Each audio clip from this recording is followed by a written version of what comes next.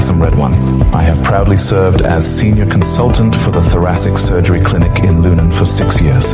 The patients are suspected of having a malignant mass in the lung, possibly involving the pleura in the form of pleural carcinomatosis. And due to this, we plan to perform VATS, take samples, and whilst doing this to also implant a pleural indwelling drain. So yeah, this is our plan for today. I will show you the implantation process step by step. So let's get started.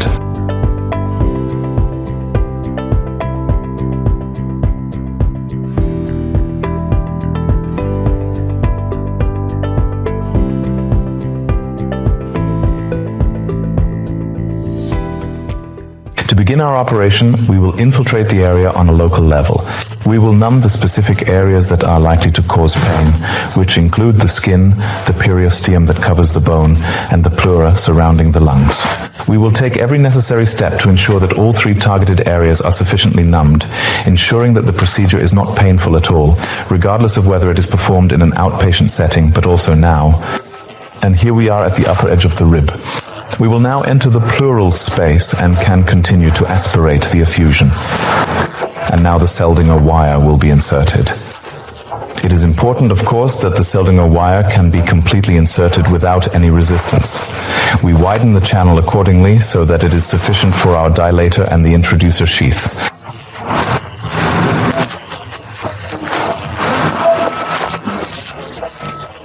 And then we have another small incision here at the front.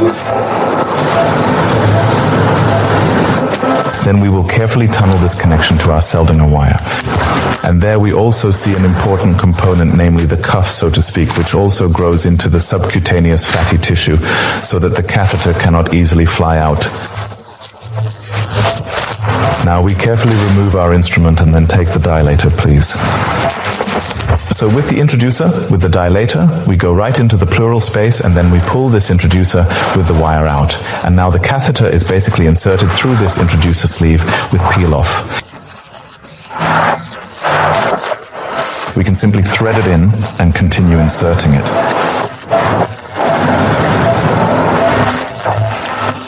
Everything usually goes in smoothly without any resistance. To ensure that there are absolutely no potential loops or complications later on, everything is meticulously threaded in. And then we make sure that everything is really straight. Wonderful, it's already in place. We would now make a simple interrupted suture over it and fix the catheter in place as well. We can also connect the catheter right after we have fixed it, thus completing the implantation. And yes, simply cap on, and thanks to this valve system, it is connected. Now it doesn't shoot out. It's simply a passive drainage system, and now the catheter is fully functional. That's actually it. Finished.